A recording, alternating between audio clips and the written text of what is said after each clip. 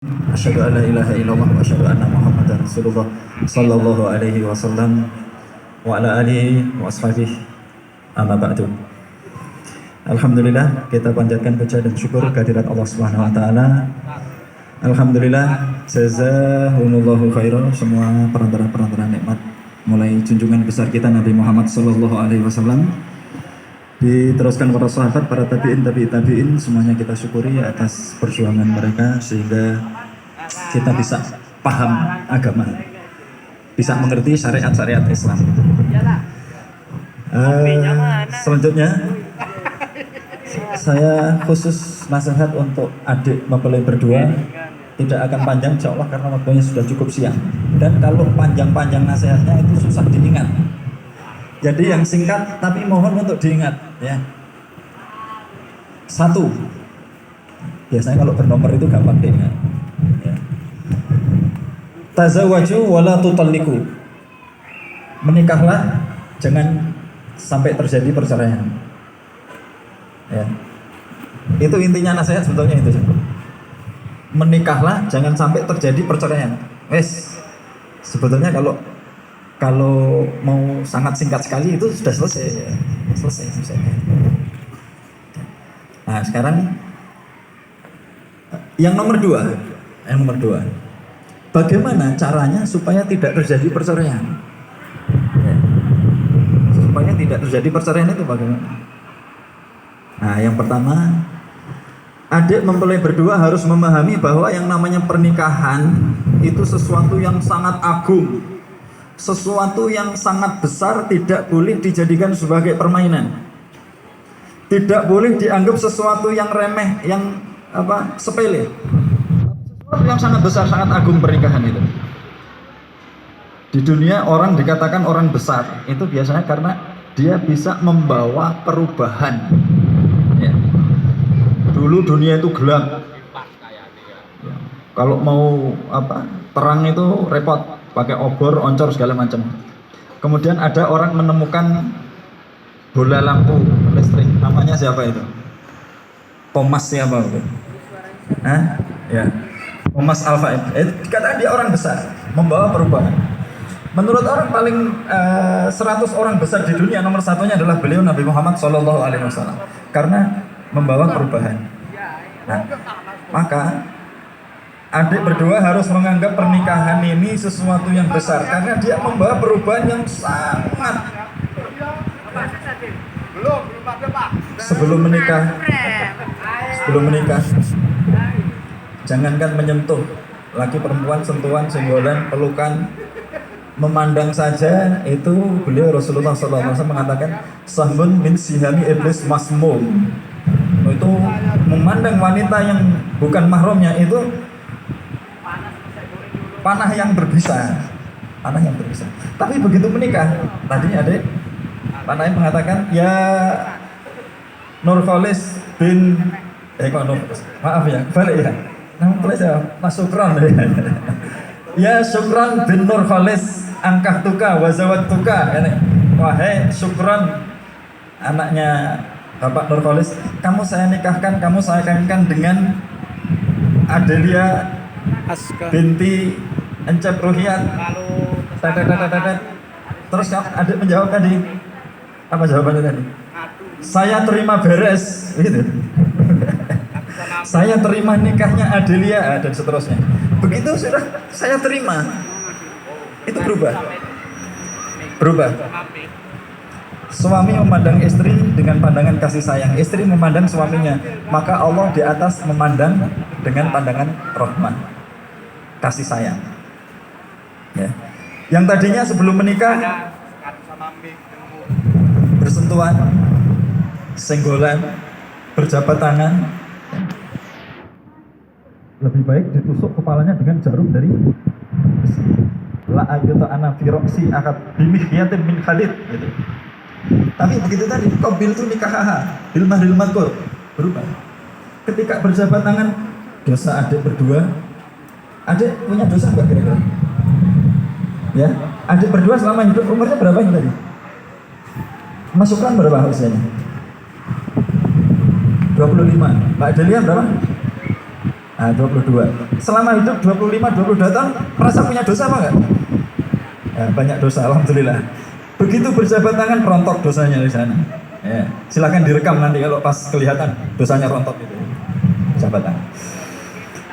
Lagi ketika kemudian berpelukan, ya, kalau jabat tangan saja itu dosanya rontok. Kalau berpelukan kira-kira apa kira-kira? Hah? Yang rontok apa? Dosanya sudah bersih rontok, berarti nggak dosa lagi, pahala sudah. Kemudian setelah berpelukan, biasanya lanjutannya apa? Oh, Pak Haji, Pak Haji Hasan ini yang ahli. Berciuman, apalagi yang rontok kalau berciuman, masya Allah. Bahkan ketika kemudian nanti malam, insya Allah, nanti malam ya, nanti malam ya. Iya, Mbak Delia tadi sholat subuh nggak? Nggak sholat subuh? Innalillahi wa inna ilaihi raji'un. Hah? Sholat ya subuh? Innalillahi wa inna ilaihi raji'un. Musibah. Sabar. Orang sabar disayang Tuhan Allah Subhanahu wa taala. Nah, ketika suami istri itu ya menunggulah apa namanya, saya nggak tega menyebutkannya itu. Maka tidak ada penghuni langit dan bumi yang tahu seberapa besar pahalanya. Yang tadinya ketika sebelum Qabil itu nikah itu terjadi, masya Allah dosanya. Orang berzina itu dosanya masya Allah gede, besar sekali dosanya.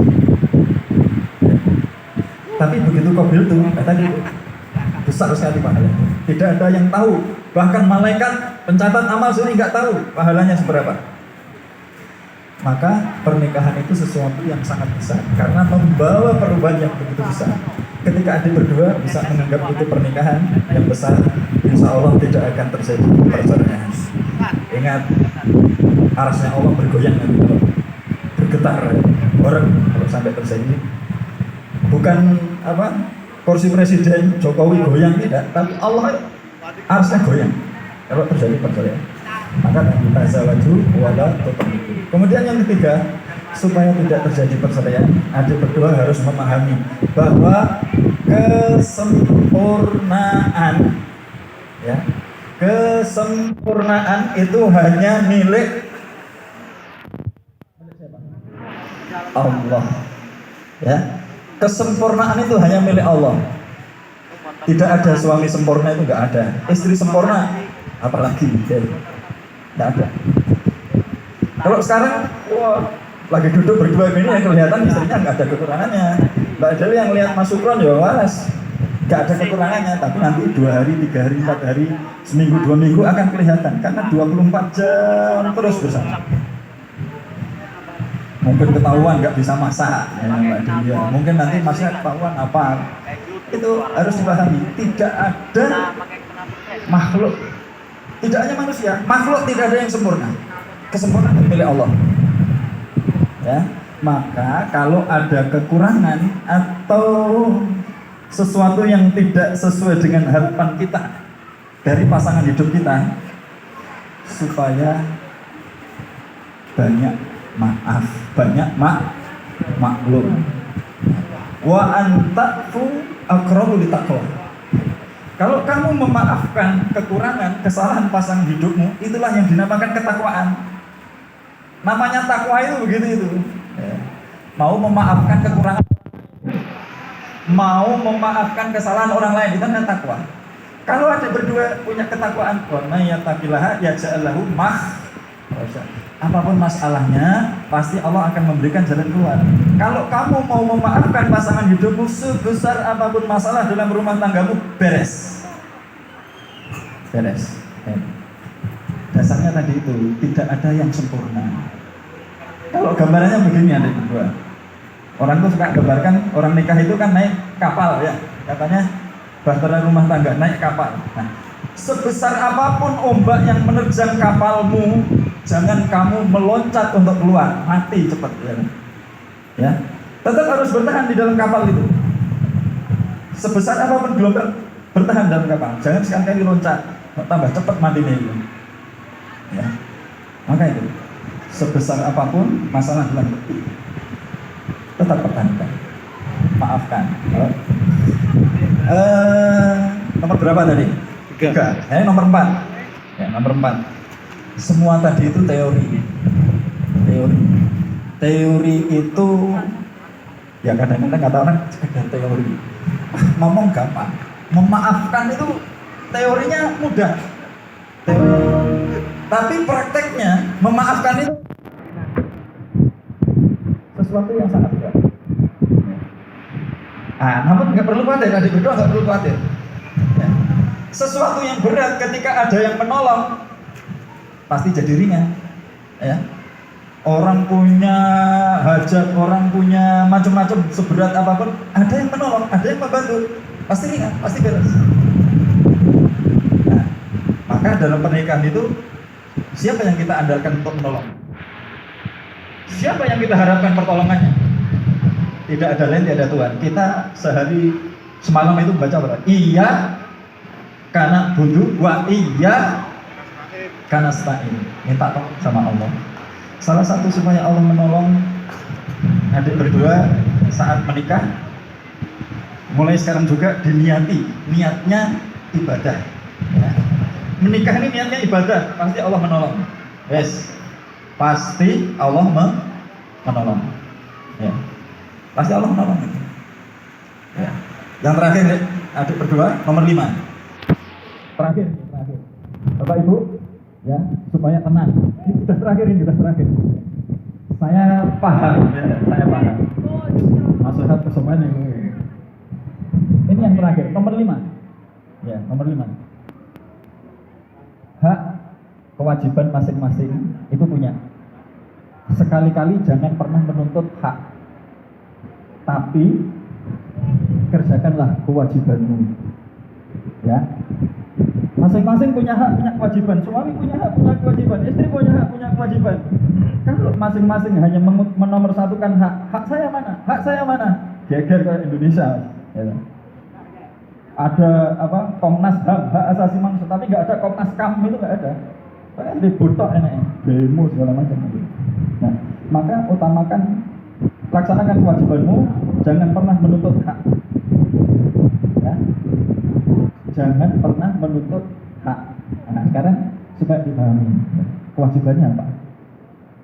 Terutama yang paling pokok kewajiban suami apa? Memberi nafkah lahir batin. Ya. Nafkah batin kasih sayang. Sakinah mawaddah warahmah, kasih sayang. Nafkah lahir apa? Singkat, kasih uang. Ya. Kalau nafkah lahir itu kasih sayang, nafkah batin kasih uang. Kasih uang. Makanya nggak cukup. Orang ini nggak kusuk. Kasih sayang kok nggak cukup. Mesti harus ada kasih uang. Nah, itu asli itu. Itu kewajiban adik. Tapi Mbak Adilnya nggak boleh nuntut. Itu kewajibannya Mas Supron. Hak istri nggak boleh nuntut. Kalau hanya nuntut ya ribut. Kewajibannya. Nah, kewajibannya istri apa? Kewajibannya istri taat dan takdir.